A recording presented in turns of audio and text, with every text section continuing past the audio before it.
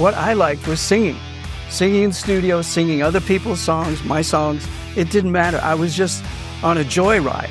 Your voice has a lot of, you can sing, of course, but there's a personality to your voice that's, I think only you have that personality. Dick Charles comes out and he looks at me and goes, "You don't record very well." There'll be somebody trying to say, "You shouldn't do it like that," right? And whenever they say that, I do it. I can't think of anybody that's similar to your story. A little different. I'm on stage and I don't know what to play. And I started playing Sugar No. Sugar.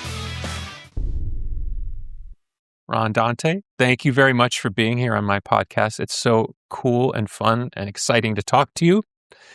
You ready to jump in? I'm ready to jump in, Okay. Billy. So happy to be here. Thank you. Okay.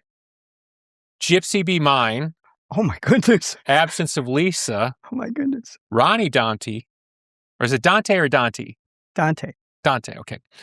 Dot, April of 1967. I would only been 1 month old now, not to date myself, but I found this record and there's that voice, your voice, which is, there's only one person who sings like you. But I thought it was cool because I was like, it got me thinking like, what were you hoping to do as a recording artist? Did you want to be a soloist? Did you want to have a band? Like, because I know back then in the record business, there was a lot of stuff going on. It depended who had a contract. I'll let you put out a single. Hey, come sing on this session. So can you walk me through that part of your life? I was a studio singer, background singer, demo singer. I sang for other people. I did their demos. I worked in an office where the writers in the office were Goffin and King, Carole King, Jerry Goffin, right? They did okay. They did okay. First day I walked into this office, I got a job as a demo maker. I was only 17. And who was in there but Tony Orlando, Neil Sedaka, and Carole King. So I got to sing background on their records. And I was a journeyman singer. I would go to studio dates and do demos for people. And some of those demos would become singles. And they would put them out under different names. And I said, great. If one of them hits, we'll do an album. So were you okay with that? Because it takes a certain psychology to be okay with not having it always be about you.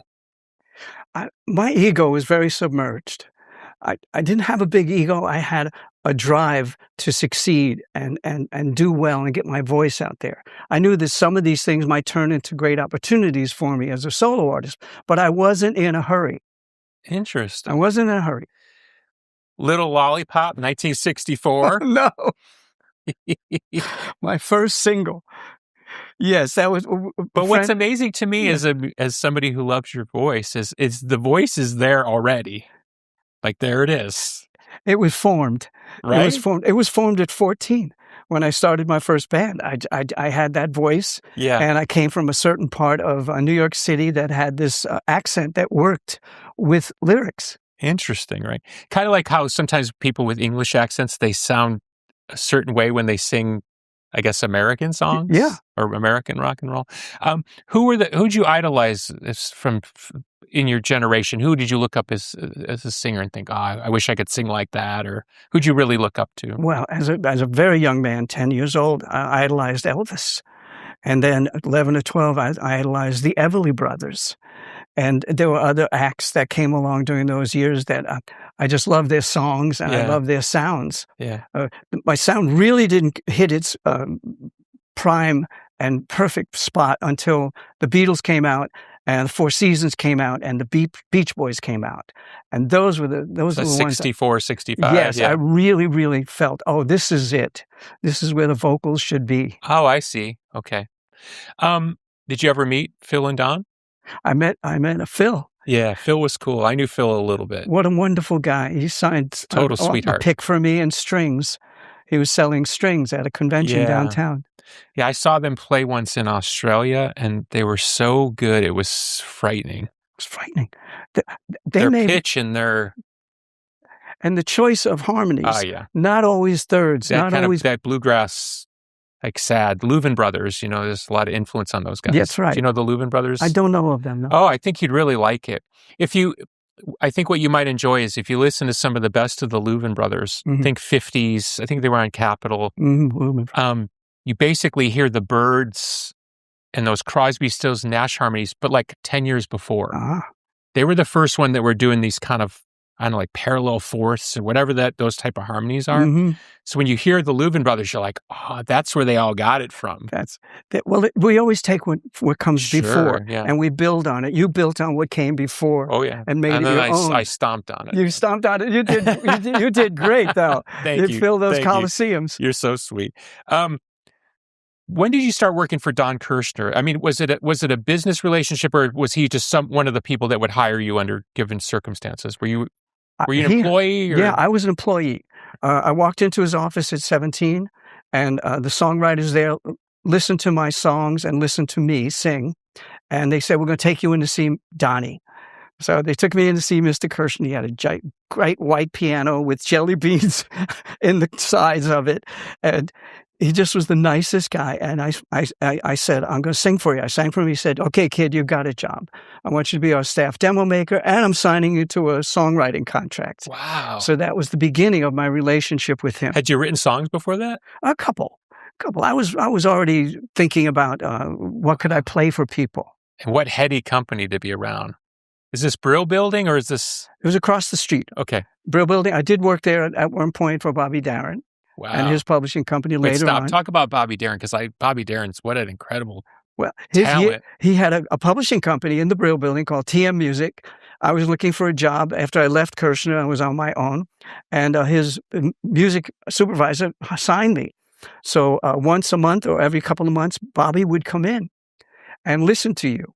Wow. And he'd give you a little critique. He'd say, "I might want to record that song." He said, "But here's some tickets. Come see me at the Copacabana." I got to see him at the Copacabana. I was only like 18 or 19. It was unbelievable. He was a really nice guy. One day he'd come in a tuxedo. Next day he'd come in jeans and a T-shirt. He had many different personalities. Because, obviously my generation knew who Bobby Darin was because he would be on TV, but he was trying to recast himself more as a singer-songwriter type. But the rep on Bobby Darin was he was like kind of this, five-tool Mr. Showbiz, like an entertainer in a way that we don't have entertainers anymore. Can you at least talk about that a little bit? Sure. I think he took his key from Sinatra. I think a lot of his motions on stage, his movements, his vocals, the way he approached vocals in songs, Mac the Knife, that was his training ground. So he came from an older school of thought, and he used that. And it didn't work at a certain point. It started to not work because the 60s. Because he wasn't cool. Yeah. It wasn't cool, so he grew his hair longer and he put on jeans, a T-shirt, and started to write. You ever hear Bobby's version of "If I Were a Carpenter"? No, I haven't heard that. It's so good. Because again, he has that incredible vocal ability, but he's trying to recast himself almost like a Neil Diamond, like one of those type of guys. Yeah. So he's like walking that line, but it's beautiful. He could change. He was a chameleon. He could really change. Even from his first record, Splish Splash, that was like an R&B vocal. Yeah. If you listen to that. And it went from Splish Splash to Dream Lover. It kind of changed a bit. And then Mac the Knife, completely different person vocally.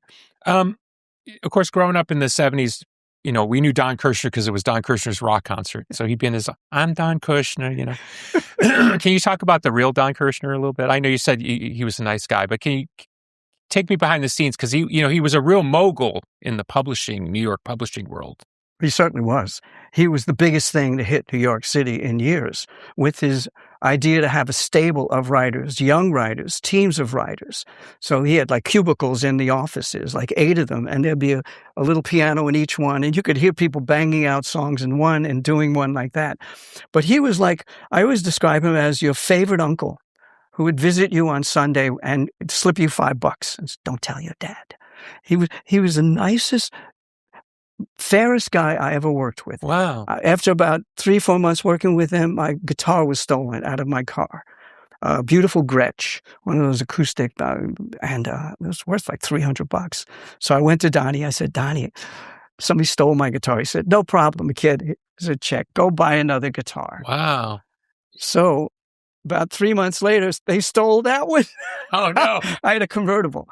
I should have gotten rid of that convertible. So I said, I can't go back to Donnie. And but I finally, I said, "Donnie, they stole it again." He said, "No problem, kid.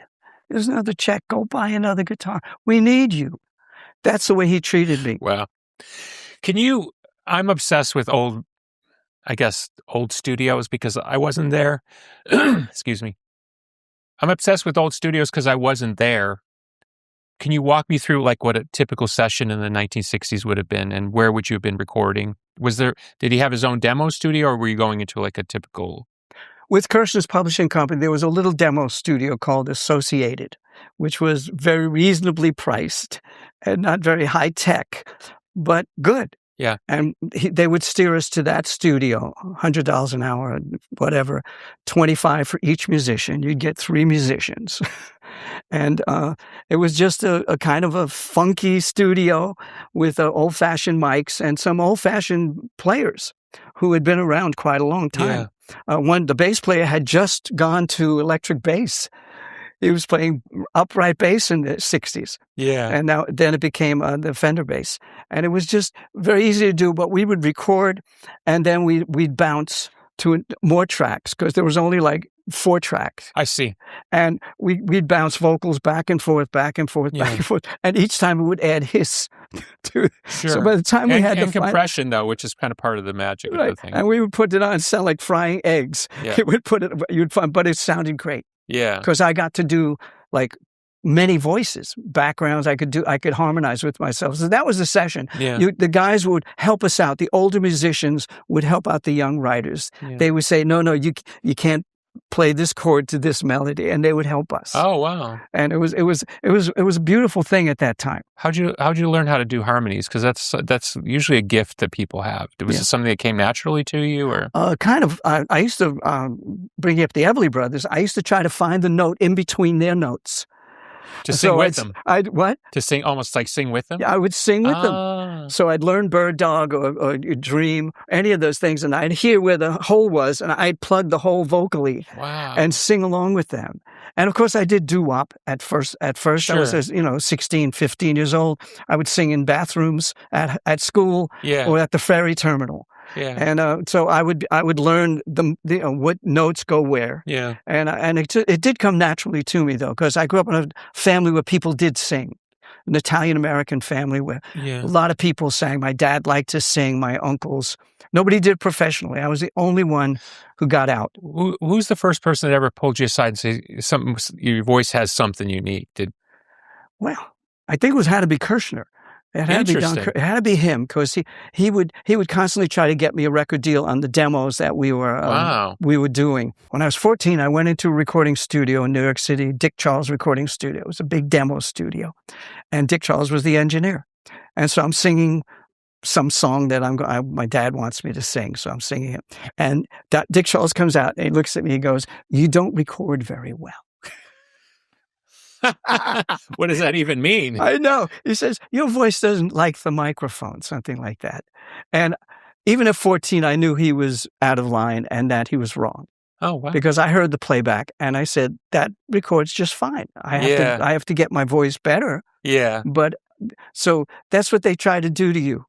Every once in a while, you'll get a positive, but there'll be somebody trying to say, you shouldn't do it like that, right? And whenever they say that, I do it. Yeah.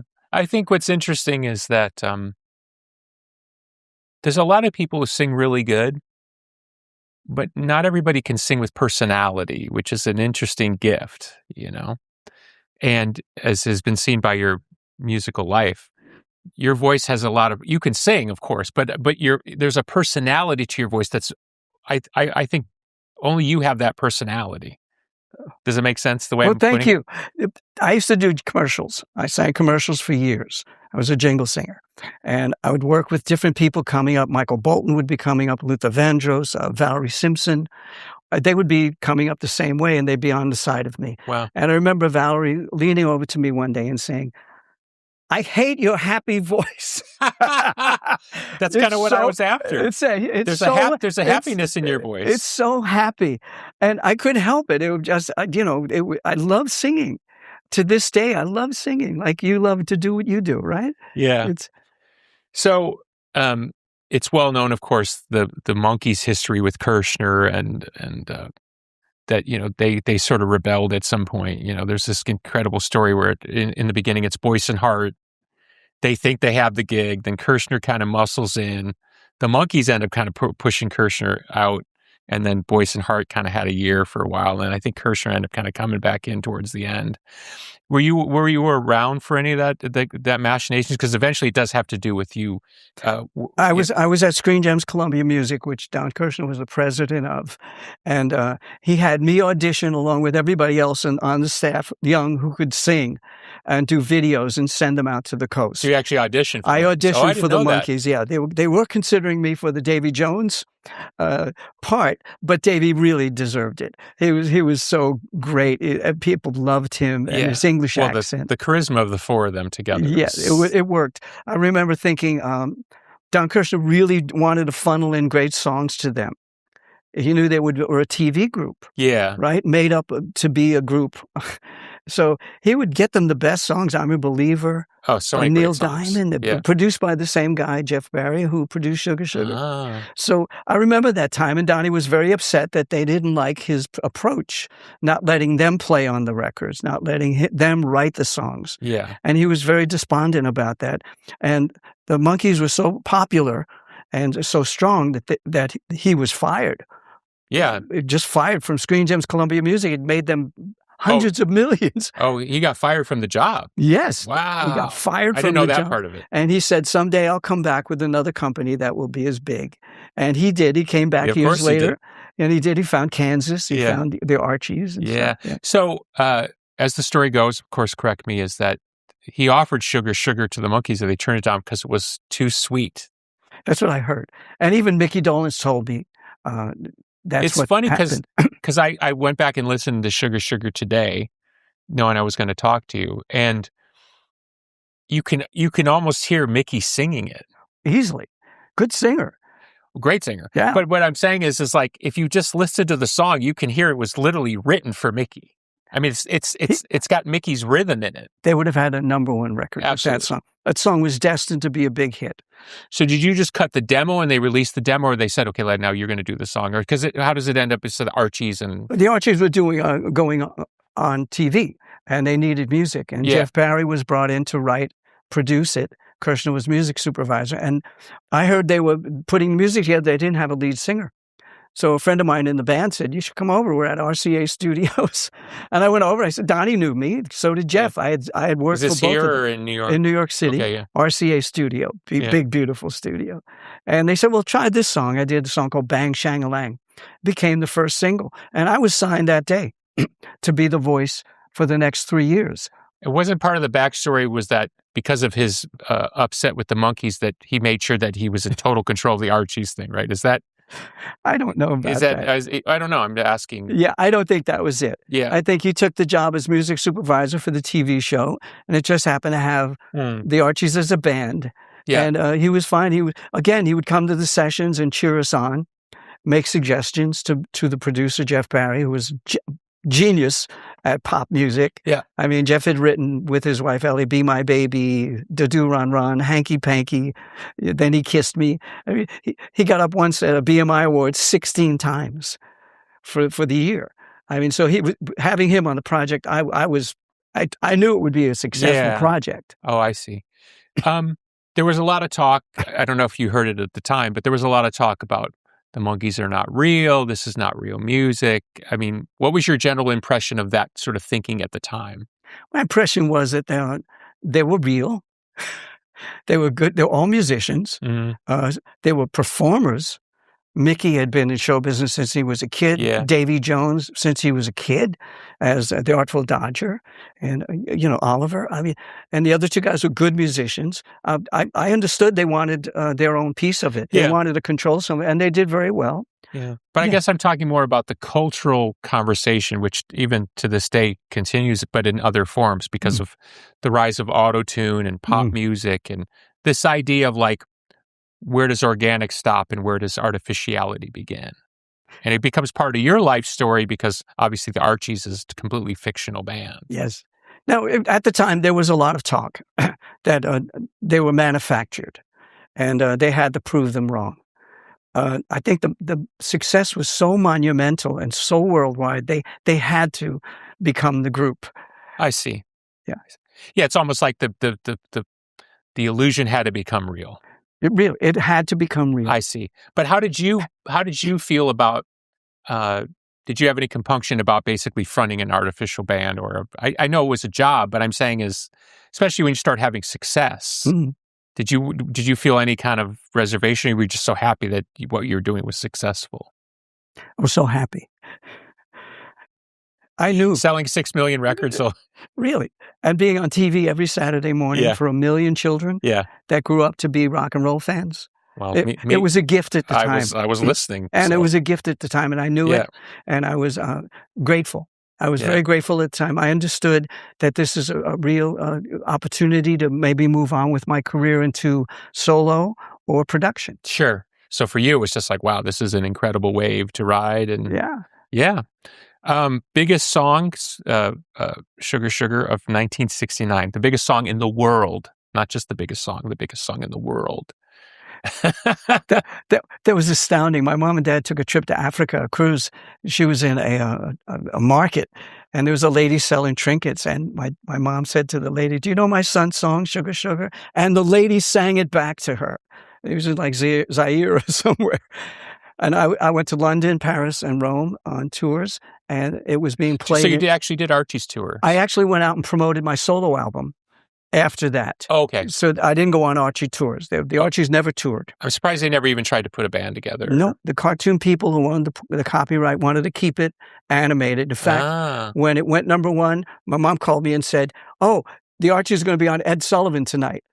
So I turned it on, and they were playing the cartoon. Yeah. So I said, "Well, my voice made it to the Ed Sullivan." Yeah, my voice is there. I have to tell you a quick story I thought to tell you. It's such a weird story, but I had before my band, the Smashing Pumpkins, I had a band called The Marked. I always have to spell it because people can never, it's M-A-R-K-E-D, The Marked. Not a great name. And we played for a while in Florida in 1985, 1986. And the band started to break up. And so we decided to kind of do this last show, but we weren't really sure we were going to break up. So I was feeling a lot of emotions, and I'm standing on stage at this club called Act 4 in Tampa, Florida in 1986.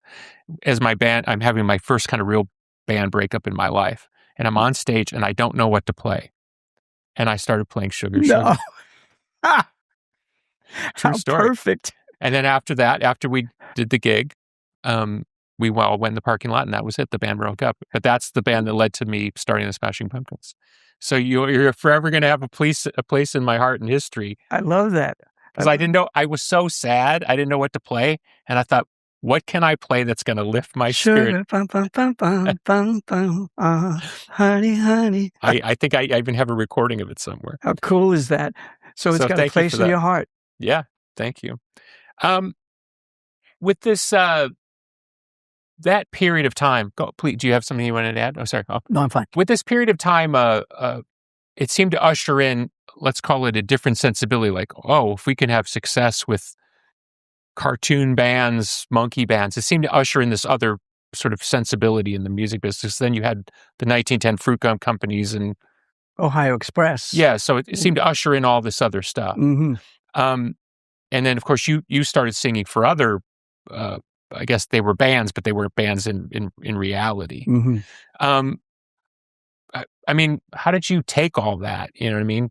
Were you thinking, this is all great because eventually I'm going to be able to make it about me? Or, I'm saying it's surprising to me that you didn't, I'm not saying you didn't have a solo life because you did, but I'm saying is not everybody could handle it gracefully maybe, and you seem to handle it gracefully.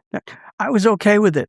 I kind of looked on it as every opportunity came around. I said, yes, try this, sing this song. This will be a group. This will not be a group. Yeah. I just thought it was the most fun in the world. Yeah. Because what I liked was singing in the studio, singing other people's songs, my songs. It didn't matter. I was just on a joyride. Yeah. It was everything came my way, and I took it.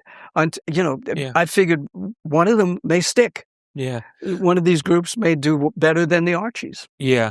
Well, back then, was it union? Were there union times, or what was the normal length of a session, a recording session? Oh, it was 3 hours. 3 hours. No longer. If you go 5 minutes over. Was it a union thing?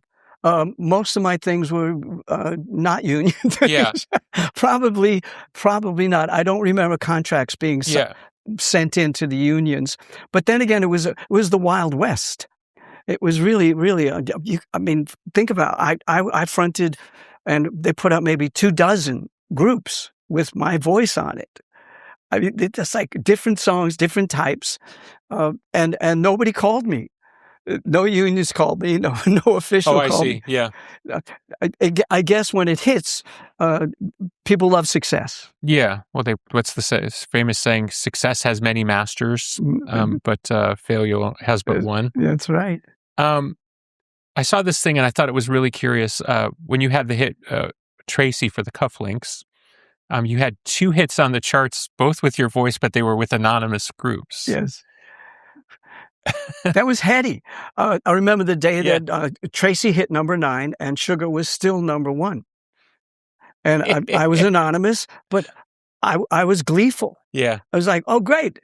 There was a radio station in New York City, WABC, that played hits and the same hits every hour. So you're on the radio. So I was on the radio twice an hour, plus maybe one of the commercials I sang for Dr. Pepper or Coca-Cola. Yeah. So it was a really great time, and it was fine with me. I was happy. Now, with these types of things, where you're like with the Archies, where you're the singer, are you? I assume there's no royalties. You kind of just get paid, and that's it, or do you have a royalty deal in those situations? I had a flat fee at the time, and over the years it has developed into a royalty situation because of the new rules that come along. Oh, okay. That lead singers are supposed to get paid for the plays. Oh, okay. And sales, or streams. So when you put out Ron Dante, it's brings you up. Sorry, because the song is it gonna bring you up, or it's just let me bring you up. Let me bring you up. Yes, but the title is similar. Yeah. What were your hopes then? Because now this is really like your first. Like you've got success. Everybody knows who you are. Mm-hmm. What was the thinking at that moment? They thought they would take advantage of all the success that had come before. The Archies, especially the Cufflinks, and Don Kirshner's label was Kirshner Records, and it was distributed by RCA worldwide. Yeah. So I knew it would get a great shot. I toured a little bit, went overseas, did some radio shows, and it was a fun ride at the time. It didn't seem to take. People wanted the sound of the Archies, and my solo record was a little more mature. Yeah. It was a little more, I was a married man. I had different things in my mind for the songwriting and stuff. So they wanted the younger version, I think. So, interesting. So it wasn't a big success. One flop does not change a career. I figured that I was going in a certain direction anyway towards production. So I knew that if this worked, okay, I'd do a solo for 3 years. I see. But it was an interesting time. I had great expectations. Yeah. It did not work. I was a little depressed for a while, but I bounced back. Yeah, it would seem it's got to be kind of a weird feeling to be seen and not seen at the same time. It's like, here I am. You know who I am, but you don't know who I am, right? Was there something that you saw with the media where they were skeptical, or because how media they try to make a story out of it? So what was the story they tried to make? I don't know. I think the story, it just the radio DJs were in charge of it. When they got the album, they heard the single, they either loved it or they didn't. Yeah. And I don't think a lot of them loved it. Yeah, I wasn't familiar with the first single on the record, and I thought it was very strong. It was a strong song. It was a Jeff Barry and Andy Kim song. Yeah. Who had originally written Sugar Sugar. Yeah. So I figured we had a winning team, had a winning song. It could have been the drug times. DJs were a little afraid of Let Me Take You Higher and Higher. It was I see. It was around those times. Woodstock was coming around, but it was before Woodstock, I think. Yeah, it was also the coming of the singer-songwriter, the James Taylors, and that whole world. Oh, sure. I mean, I don't even know how to ask this question. It's a weird question to ask, but it's like, well, what we now commonly call bubblegum pop or sunshine pop, or what do you call that period of music? Bubblegum rock. Bubblegum rock. Okay. Yeah, it was rock and roll. Yeah. And it was rock and roll for very young people. Sure. It was never meant to compete with Led Zeppelin or the Stones or Well, any that's yeah. Never. It was meant for 9 to 13-year-olds who chew bubblegum at the time. Yeah. And eat cereal in the morning. That's why they put sugar on the back of Sugar Pops. 10 million boxes went out with a cardboard record that you could cut out and play like 21 times. I didn't know that. Yes, and it was very successful. I'm sure. And it had 4 songs on it. Okay. So a lot of kids, 6, 7, 8 years old, were eating breakfast. They'd say, "What is that? Oh, let's cut that out and play it." So it was some of the first rock and roll they ever heard. I was never offended by the term bubblegum. I said, they should know who's playing on these records. Yeah. The greatest New York studio musicians played on the Archies records. Hugh McCracken, David Spinoza, 2 of these guys were on the Archies records. When Paul McCartney came to town to do Ram, who did he hire? Hugh McCracken and David Spinoza. Come on. And we had great drummers, we had great bass players, and they played on all the hits. So it wasn't like a little kid band over here making young music. It was grown-ups making young music. I see. Who would you cite were the chief architects of the bubblegum sort of rock movement? Yeah. There was a company called Kama Sutra. Okay. That had the Ohio Express or 1910 Fruit Gum. 1910 Fruit Gum Company was real. I think that was the key phrase. Fruit Gum Company. There's bubble gum for you. Yeah. And they had 1, 2, 3 red lights. Simon Says, very young. Lemon Pipers. Lemon Pipers were on that label. That's right. Green Tambourine. What a great single that is. Oh, great tambourine sound. Yeah. Right. Yeah. Right.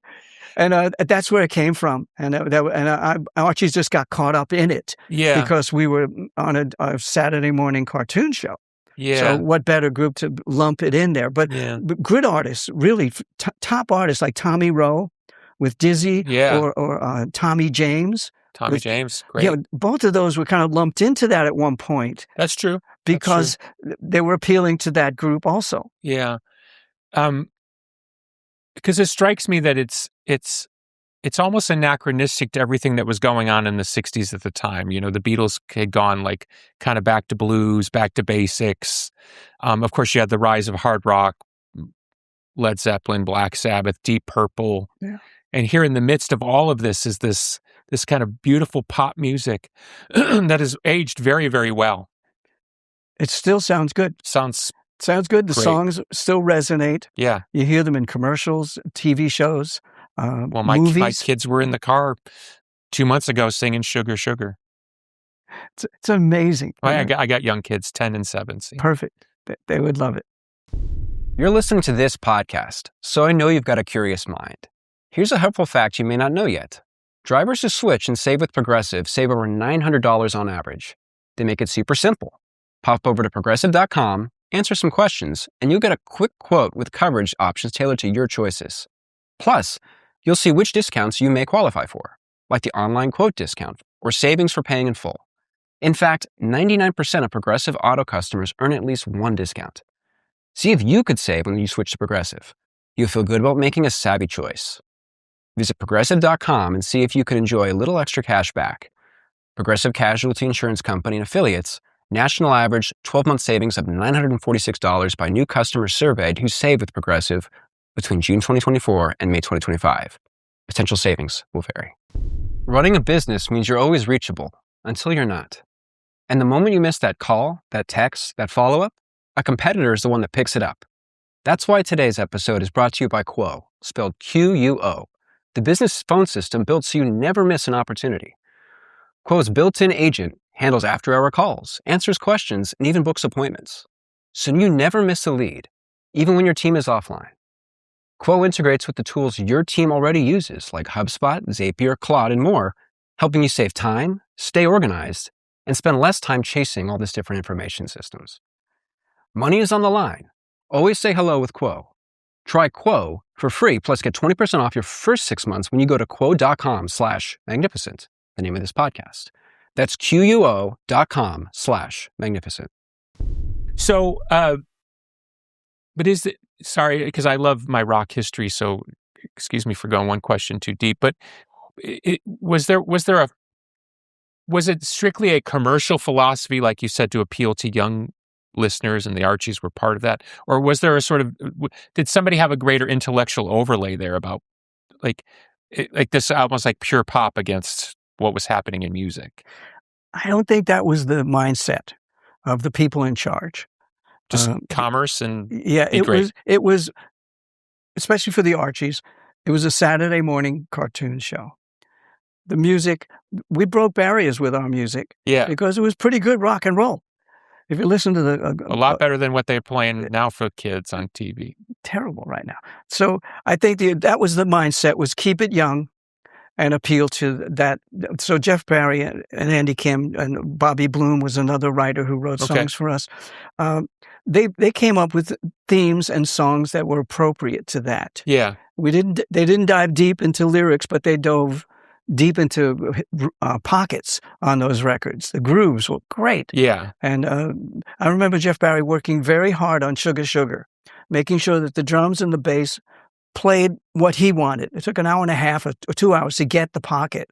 And then I came out and after the track was laid and did my vocal. Yeah. Which people say, who did you think about when you were singing Sugar Sugar? And I said, I was thinking about Donovan, Mellow Yellow. Ah. They call me Mellow Yellow. Quite right. I did Sugar, honey, honey. I thought I was Donovan. I wasn't. I was just me. Does Donovan know that? No, he does not know that. He knows now. Yeah, he knows they'll come back for royalties. I know.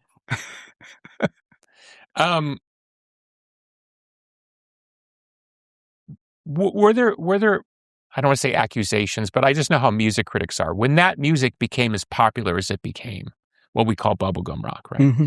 Was there pushback from the snobby crowd about what it was? Because it's so crassly commercial. Yes. I don't remember much of a pushback. Or they just ignore it. They kind of ignored it. That's even better if you think about it. It was much better. I never saw articles in Rolling Stone saying, well, this is crap. That would be beneath them. Right. So they never touched us, and they left us alone in our area, which grew. Yeah. I mean, Sugar's probably getting played somewhere on this planet right now. Right now, that's true. I went to Amish country to do a show, and I went to a farm with an Amish farmer, and he showed me around the farm. And my girlfriend asked him, "Do you know my boyfriend's song Sugar Sugar?" Pulled out his phone, and it was his ringtone in Amish country. So we got around. Yes. I'm probably asking the most obvious question in the world, but it seemed to me, and maybe it's a testament to you, that when I hear you sing those songs, and I love the it's called Ron Dante's Funhouse. It's a compilation of all your work in this area. It's like basically 2 CDs worth of music. It's on Spotify, at least that's where I found it. And I love that it was all because I didn't have to go searching for all these things. It was all kind of compiled. And the thing that strikes me is you brought such a joy and a passion to this work. It never feels like you're just phoning it in. Every vocal session is a new session to me. And I'm a little anxious before the vocal session, just a little. I'm a pro. I've done it a long time. But when I was doing those things, I wanted to bring my best and enjoy it, because we used to do commercials, and the account executive would say, "You're singing about McDonald's fries and mayonnaise, but smile when you're singing that." And I would go, "Okay," but I always thought in my vocals I was smiling for my pop stuff. Yeah, I always had and I said it was always, I always treated it as fresh. This is the first time I'm singing this. Well, I think that's part of the endurance of the music, right? Could be. It's now authentic. Because now that we know what it was all about, it doesn't take away the joy that's in the music. I would think so. It still makes people smile. Yeah. I think it's interesting because almost all the ink spilled on the 60s going into the 70s is about, Dylan going electric and, all these things that really do matter, the Beatles breaking up and all these types of things. But hiding in plain sight is this other branch of popular music that's almost totally diametrically opposed to I'm in my feelings, you know what I mean? The world is burning. I'm coming off a heroin or whatever. And you guys are over here writing pure pop. And, I think maybe what I'm after is that maybe because we've had such pop hegemony over the last 20 years, and certainly the rise of Taylor Swift and like this other Bruno Mars and things. All right. I mean, global pop artists that are overtly pop. Mm-hmm. Like they're not even playing necessarily games about credibility in the way that we would normally voice it in the rock community. They're like, I want to have a great song and I'm just going to do whatever I got to do it. Maybe in some way that's casts a better light, because coming out of the 60s, and when I had Mickey Dolenz in that exact chair talking to him about the Monkees movie Head and how it was kind of a riff on, this overt idea of making something popular or plastic. Do you ever see that Monkees movie Head? No. Oh, you never saw that movie? Oh. It's a very strange movie. It was directed by Jack Nicholson, and it's kind of the Monkees are breaking up. Right. So they almost make a movie about the end of the Monkees. Oh. So it's interesting if you're bored sometime. It's like a surreal take on what it means to be fake and real at the same time. So you might find something interesting in it. But I guess what I'm trying to say is that maybe more so than we realize, looking back at the cultural nadir of the 1960s going into the 70s, that the rise of bubblegum pop is just as potent as the rise of singer-songwriter, the artists making and producing their own records. That the 60s doesn't just usher in a different type of artist; it ushers in the very obvious moment of saying, but we're also going to make purely commercial pop music. We're not going to try to pretend that it's anything other than what it is. Mm-hmm. I know that was a long speech. But that's quite right. Does that make sense? It makes sense. Yeah. It makes sense. It has its place. The pop charts when I was growing up had all types of different music. Well, R&B, country. Well, I don't know what happened to that. The singing nuns. They got rid of rock now for 25 years. I hate that. And there's no keeping it down. They can try. Well, rock's about to have a massive comeback. Everybody sees that. Everybody sees it. Yeah. I see. We just added to our Happy Together tour that I'm on, Jason Sheff, the lead singer from Chicago.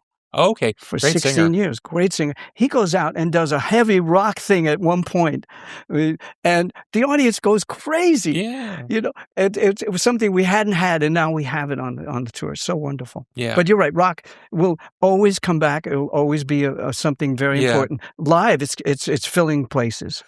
I saw that you'd produced the last Archies album. I did. Did you have a sense? I mean, maybe I'm being too arty on the thing, but do you have a sense that thing was coming to an end? No, I thought this was just one in the it would just keep going. Yeah, we'll just keep going as long as the TV show is on. Yeah, the TV show went off, and that was it. And I figured that was the end of that group. Yeah, it was the end of the popularity. It was a 3 or 4 year popularity on CBS. Did you want to be a producer? Was that something of interest to you? I did it because I wanted my vocals to sound good.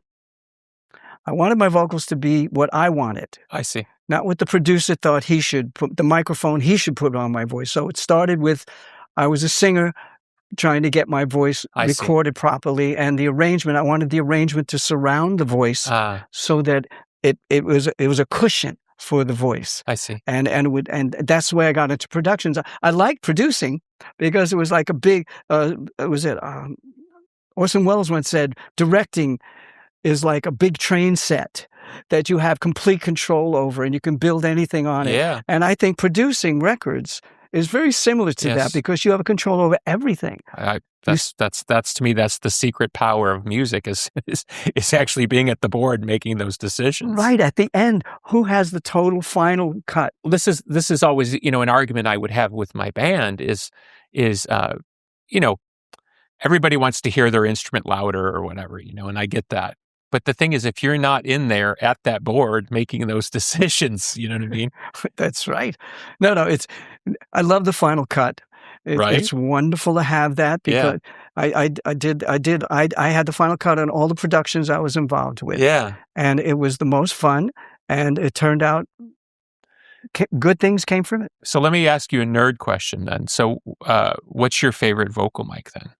AK-47, I don't know. Is there one? Sony. There's a Sony mic I like. Is it that crazy one that's like this? Yeah. Yeah, I like that one. Yeah. It depends on the singer's voice. When I would produce, I guess I'm asking for you though. Yeah, for me, AK-47. It would be really okay. One of those old mics that I liked. Yeah. But do you like a mic that like works with you, or do you like as clear as possible? You know, I like it works with me. Yeah. I think everything should be, I don't know, my production technique is everything should be enhanced. Okay. We should enhance the bass. The drum. We should work for it. I listen to your stuff. It's very earthy, and I notice you don't enhance that much because you're going for the truth in the track, I think. Yes. Mine is to fabricate a better track. Yeah. and make it spectacular. Yeah. Yeah, I sort of believe in something that not everyone agrees with, which is like, let's call it like a tonal density, where if you put a lot of things together in a particular jigsaw way, it creates this other sort of overarching harmonic. Mm-hmm. The problem with it is it takes forever to do. It does take a long time. And it's very dependent on the guitar. I'm a guitar player first, so you can see where that... I can see where it's going. That bread gets buttered. I have to tell you, both these theories work. Because there's nothing they say, well, you can't do that. No, that's the thing. You can do it. No, that's the beautiful thing about music. There really is no one way of doing it. And everybody's... I used to have this producer used to say, it's a weird... He's English. One man's meat is another man's snare drum. It's very English. That's perfect, though. I'm a Barry Manilow fan going way back, and the record I fell in love with was Mandy, which I know you were involved with. So I had to bring that up because Barry, obviously great songwriter, and has had an incredible sustained career. So let's start there. I mean, knowing Barry all these years, I mean, you must sort of marvel at his sustained talented guy, right? So. It just right from the beginning, I knew he would have a career. The first songs he ever played me when we first met to get together, and he wanted me to produce him, was Could It Be Magic? Beethoven. I said, wow, this is a wonderful way to go. And he played me some of his other songs, I Am Your Child, different things. And I knew that he had something. And I saw his first live show. And his first live show is so alike his live show today. He was building a dramatic show that had peaks and valleys, that covered jazz, pop, Broadway, and of course the hits. And so I'm amazed that it's gone on 50 years. Yeah. But he loves what he does. Yeah. He loves it. He would not do it if he didn't genuinely love being on stage. It's interesting because if you think about it, there aren't many of that guard left that connect us to like the old Hollywood and the old way of doing it. It's true. Barry Manilow is one, Liza's another, where it's this beautiful connection to the old Tin Pan Alley songwriters, the Harry Warrens and the Cole Porters and the Irving Berlins, but then that beautiful bridge all the way to like Rodgers and Hammerstein, and then into 70s pop. Exactly. There's this beautiful kind of bridge there, and you almost have to be a lover of song to really appreciate how magical that is, because it takes a certain art of understanding, and then obviously there's a great empathy for the performers. Barry being one of those, he's like his audience like loves him. That's just part of it. They call it My Barry. They do. It's My Barry. He speaks to each individual one, and that has resonated throughout the years and developed new fans. Yeah. So talk a little about Mandy since I okay, so imagine, whatever, I was 7 years old. I'm listening to the 45. Wow. So take me back into the session. Well, it was an incredible session. We had one album out. Yeah. And it was not a hit. So we were going in for our second album. Was there any do you remember who the label was? Arista Records. Okay. So was this Clive Davis? Yes. So was Clive putting pressure on you? Better come up with the hit? Well, he wanted to funnel in his songs that he liked. Okay. And bless his soul, he had a good ear. And he funneled in some beautiful songs. And Brandy was one of them. Yeah. And as we were recording it, we realized we can't call it Brandy. Because of the Looking Glass hit. Yes. So Barry came up with an arrangement. It was too fast. He went out and he started to play it as a ballad. And that's the one that we caught that night. It was just a bass, drum, piano, live vocal. And that's a live vocal? Live vocal. Wow. Yeah, we punched in maybe one or two lines, tops. So it's the live vocal. That's why it's so emotional. Because our president was in the booth with us, the man who pays for everything and promotes everything. So there was a lot of pressure that night to do well. And Barry went out and knocked it out of the ballpark, sang Mandy beautifully. And I said, as a producer, don't screw it up. Don't overdo it. I see. Don't get carried away with guitars and this and that. I brought in a couple of arrangers who worked with Barry on some oboes or string parts. Yeah, very tasteful. And then Barry and I did all the backgrounds. Wow. We did all the ahs in the big sections. And I remember during the mix, I kind of accidentally hit the echo pot on the snare, and it went, and everybody said, "That's it." So I used it every 2 and 4. And that's the key change. We put the key change in, and now I got to go back and listen. You listen to it, you'll hear it's a special sound on the drum, the snare especially. It was the beginning of the rock ballad. People don't realize that other groups kind of picked that up, and all of a sudden you're hearing. You know what? It's funny you mentioned. I can't think of a record before that does what it becomes the rock ballad. Yeah, it was a rock ballad from the key change on, with as much as we could put into it. Yeah, and this was like 74? 74, we recorded it. It was number 1, January 75. Wow. And we knew we had something that night, because I'd been in tons of sessions since the 60s. So well, you would know. I heard it. Clive heard it. Barry heard it. We all heard, the playback. Okay, this is something we must handle with kid gloves, take good care of. Yeah. Let's get it out. And I got calls the day it was played on the radio from people in Nashville, from California, from all over the place going, "I just heard your Mandy on the radio. I pulled off the road. I almost crashed. It was so good." Wow. And it went number 1. That was the first number 1 production. Wow. Yeah. But we knew we had something. We had to follow it up with some good stuff. Yeah.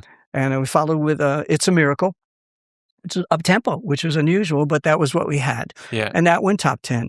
And then it was iffy. What's going to happen next with his career, right? So I did an edit on Could It Be Magic, because it was originally 7 minutes long. Okay. And I made it 360 or 359. And that edited version came out and kind of solidified his career. Yeah. I would think, at the time. Yeah, he's unusual in that at some point he became kind of, certain singers reach a point where it's like, hits are nice, but they're no longer subservient to trend. Good point. Once Barry found his audience, they've never left him. Mm-hmm. And he's had this incredible run that wasn't dependent on whether or not he was in or out, or he had a moment or a song, and you think about it, there's very few singers have ever been able to pull that off.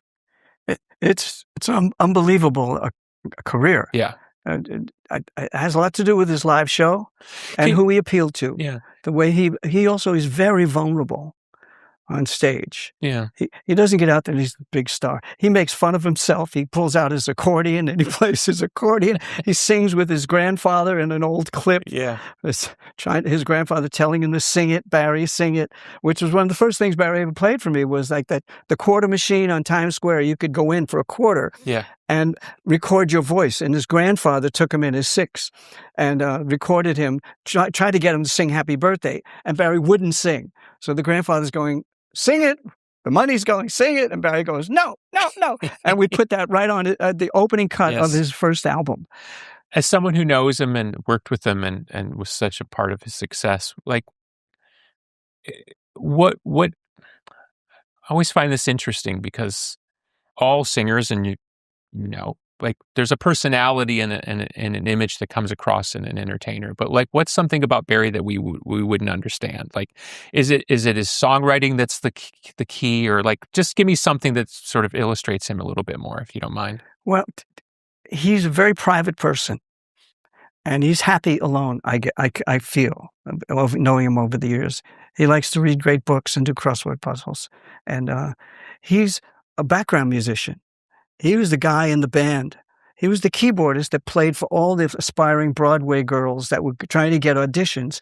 He would back them up. Oh, I see. And he would help them. He'd give them a key. He'd help them with the song. He'd help them get the job, maybe. So he must have done hundreds of those things over the years. He was the Marvin Hamlish after Marvin Hamlish. I see. Marvin did the same thing. And for Liza. Right. Yeah. So that's the kind of guy he is. He was not ready to be the front man. Actually, his first session, he said, "Well, you're going to sing it, right, Ron?" And I said, "No, you're going to sing it. They're your songs. I'm producing you. We're working together." So he said, "Oh, okay. I'm not sure about being the front man." And that he even says it in his interviews that we kind of pushed him out in front. Yeah. So he's a private guy, and he loves his fans, and he's one of us. Yeah. He's one of the musicians that, fate took to the front. That does explain something to me. Because, a lot of singers are sociopathic, let's face it. You know what I mean? Join the group. There's something that I don't quite understand in myself of why I feel the need to stand there behind that microphone and sing to thousands of people. I don't really understand it. Yeah. There's a part of it that makes sense, like all the eyes are on you and it's your song. And, in my case, I'm usually singing my song. And there's an ego to all that. And that's something beautiful about that because if people enjoy it, well, then it's not a bad thing. Mm-hmm. But there's still this other part that's like, wow, why do I want to be up there so bad? Exactly. Do I have to be up there tonight? Right? Maybe I'd like to go see somebody else sing, right? But that's part of us. Yeah. I mean, none of us, even Frank Sinatra would get nervous before going on stage. Amazing, right? He even said, "I'm nervous about the voice tonight. I'm not sure it's going to be there," right? Man who'd been in the business 60 years and did everything. Yeah. So we're part of that. We're just human. Just give me a little bit of a snapshot because, you'd come from this, you're a demo guy and you work your way up, you have hit records, you do try to do a solo career where it's about you and your name. And it seems like once you kind of get into the 70s, my term for it is the hustle, but you really start working you could do everything from being involved with Broadway shows to you famously sang the Coke, like to teach the whole world to sing. I mean, you're kind of everywhere at the same time. It was. Can you kind of give me a snapshot of your life in the 70s? It was get up in the morning, pick up the phone messages, see there was a thing called Registry that would book singers. And they would call me, and they handled all the jingle houses. They were the central place. They had all the singers' names. They would call me and say, "Be at A&R recording studio at 4:00. You're doing a Dr. Pepper commercial," and so that would be the start of my day. Then I'd look into other things that were happening. People I knew. It was a time to say yes, and I knew that it was a certain window that would happen. So I made sure I was available for the things that came along. On the phone, people meet me at parties, say, "Would you like to be involved in a Broadway show?" I said, "Let me read the script." I read the script. It was a thing called Ain't Misbehavin'. I went right in. I said, "I'm in." Yeah. I always wanted to do something like this. Yeah. I used to work in that area. The Brill Building is right in the middle of Broadway. Yeah.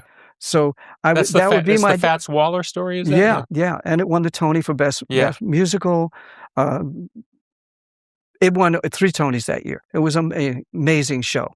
And I loved it was music because I got to supervise the recording. RCA did a cast recording, so I was part of that. I made that deal.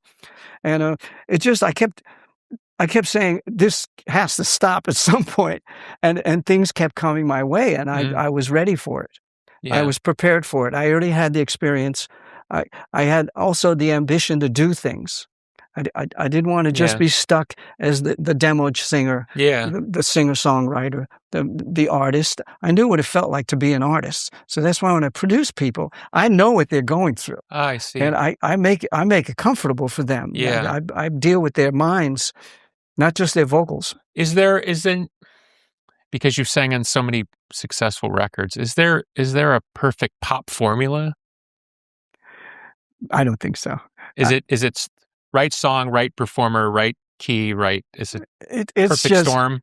Good fortune overlays the session or the thing that you're working on. And it happened to be the right bass player, the right guitarist, the right engineer. Very important. And the songs. Songs are the key. Without the songs, as Paul Anka just said in an interview, without the songs, the artists are not there. Yeah. So that's what blows my mind with somebody like Mr. Anka is incredible musical life, was a teen idol, the whole thing, but behind it all is the songwriter. And he wrote some great songs. His first teenage songs were monstrous.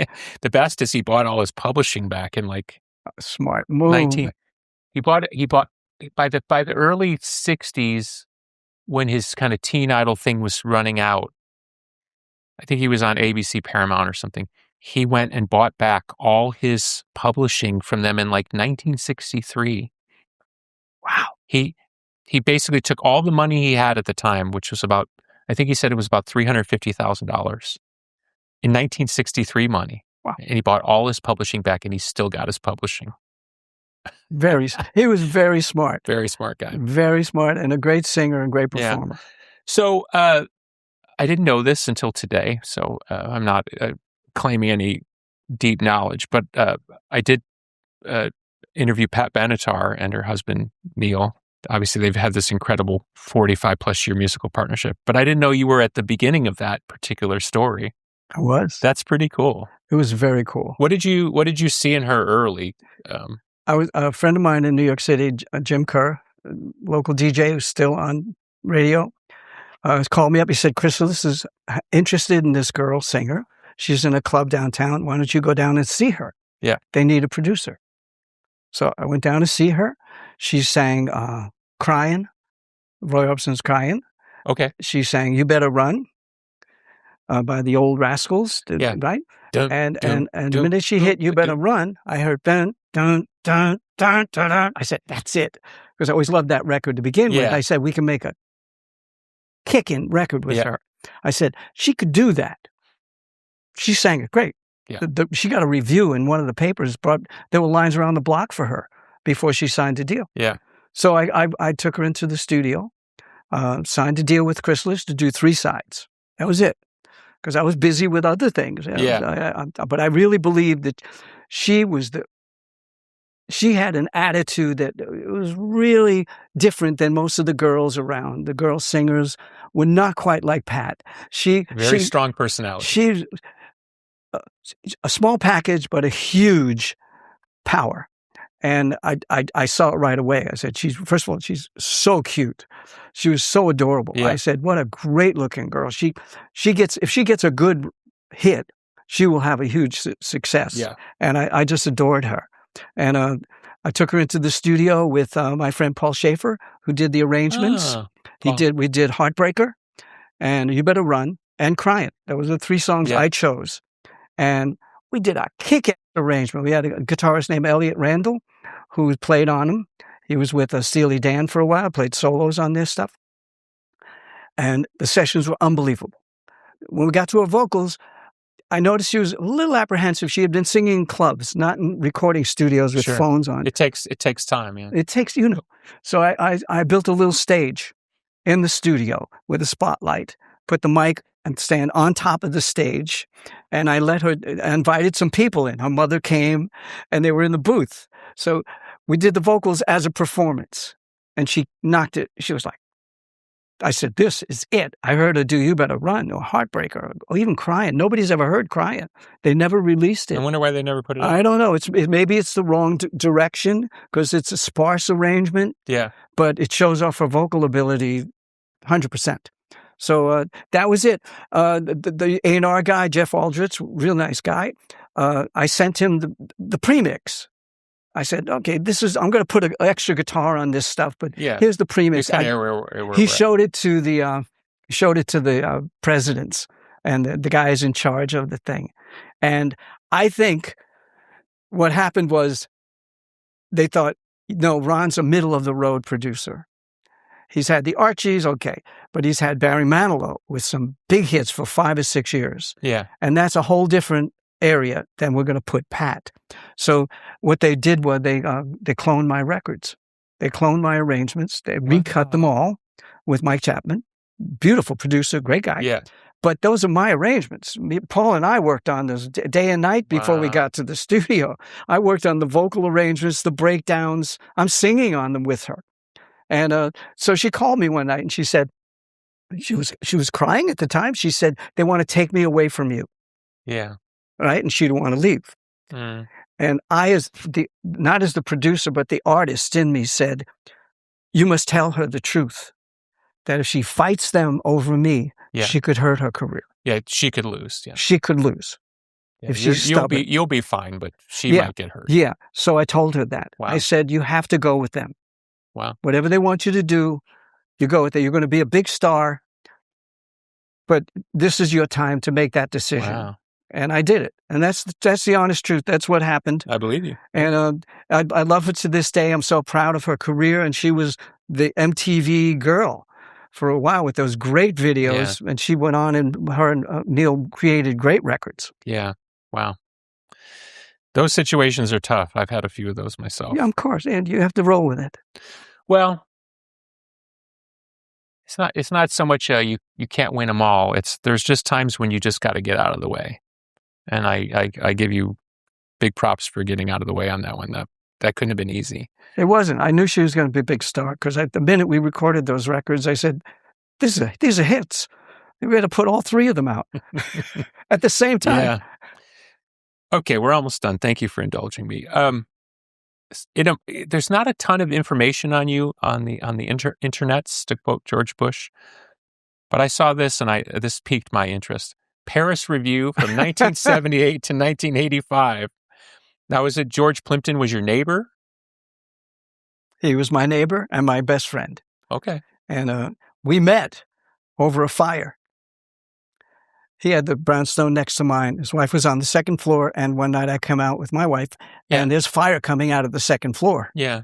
So we rush in and we help George's wife, Freddie, get the baby out. She had been waxing her eyebrows and set the whole window on fire. So we got them out, and George and I met that night. And he said, "Oh, what do? You seem to have a car to pick you up every day." Yeah. I said, "Well, I'm in the music business. I produce things and stuff." He said, he invited me over for dinner. Then he had a pool table. We started to play pool. And we were having fun every Friday night. We'd play pool, then go to Elaine's. It was like a dream come true for a kid from Staten Island. And one night he said, "We're losing our publisher." And he said, "Would you be interested in publishing the magazine?" I said, "I love the magazine. You had the first interview with Hemingway. You've had the best interviews with the greatest writers of all times. You give new writers a chance I said, "I'd love to." I said, "But you have to beat me at pool." And he did. He ran the table for like 2 rolls. And I said, "You didn't have to do that, George. I'd love to become the publisher." Wow. And so I was involved in the covers that we did. And I'd meet the people he'd invite over to his apartment through the greatest parties. But that was a beautiful time. Wow. Because I met a whole different type of people. I'm sure. I came out of the music business where sometimes you have to check your wallet. Full of scoundrels. Yes, sometimes you check your wallet. In this business, it's different. They're gentlemen about it. So that was my involvement in it, and it led to great things. Wow. Speaking of George Plimpton, recently I met the gentleman who he wrote the fictional baseball article on. Oh, really? Remember that, where he wrote about a fictional baseball player? Yes, I can't remember, but it's a very famous article. I met the gentleman. Oh. That's pictured in the article. And to this day, he still gets recognized. I'll bet. George made lots of people famous. And he was famous for being the amateur. He was an amateur fighter, amateur hockey man, amateur boxing and hockey and basketball. Yeah. I mean, he wrote about he loved sports. Life. He was one of those great people that you just love and talk to, that have great stories. Okay. 2 more things. Okay.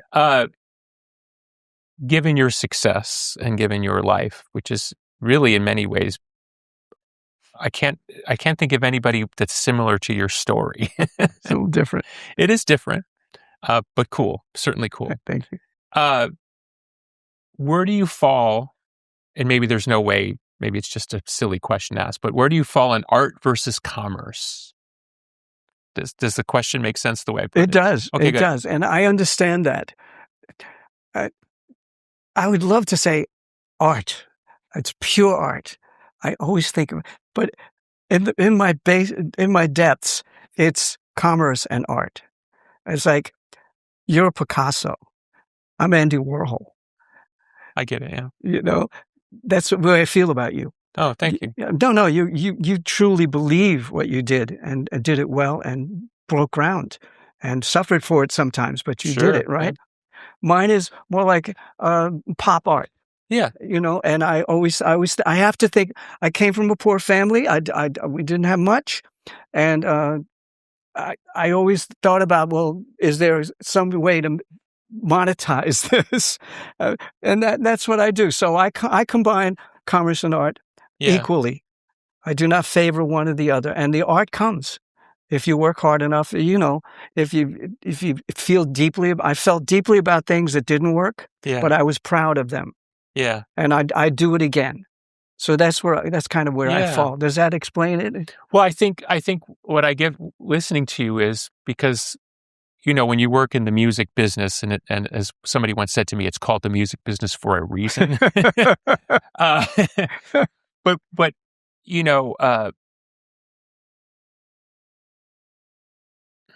I've done many indulgent things, and I like a lot of indulgent music. But when pop is done at the highest level, it is unmistakable that it is its own form of art. It stands. And if you look at the two most traded artists in the world to this day, it's Picasso and Andy Warhol. So that tells you on some level the public recognizes that the greatest creative expression without much commercial oversight, although Picasso had plenty of commercial oversight, but that's a story for another day. He was very aware of how much he was selling. There's plenty of documentation of that. So he wasn't just living in a cave somewhere painting the Madonna. Mm-hmm. But if you look at the two greatest artistic movements of the 20th century, at least visually, well, there you got. And even if you want to go into Hollywood, whatever, you can talk about the great films of Fellini, but you can also talk about, the great commercial success of John Ford. Absolutely. It's the artwork of the 20th century, the film in particular. To me, it's great art. The Godfather is a work of great art. So, I didn't mean to stop. That's all right. No. Yeah. And some of the more pop stuff is also great art. Where do you fall personally? Like, what is most attractive to you? Is it art that achieves a great clarity and commercial success, or is it great pop music that has an artistic bent? Good question. Because the great songs of Gothic King, which were obviously, they were written in those times, to me, that's high art. Yes, definitely. Yes, but they were trying to write hits. It's not like they were sitting there trying to be arty. But they were artists. Yeah, they were creating something. So where do you fall on that personally? I'm kind of the pop art, that side of it. Yeah, I would fall I get on. that. Yeah, yes, because I enjoy it. You see, I'm not severely depressed. There's no way to top that. Okay, thank you. I've enjoyed you very much. I've enjoyed this interview. Thank you.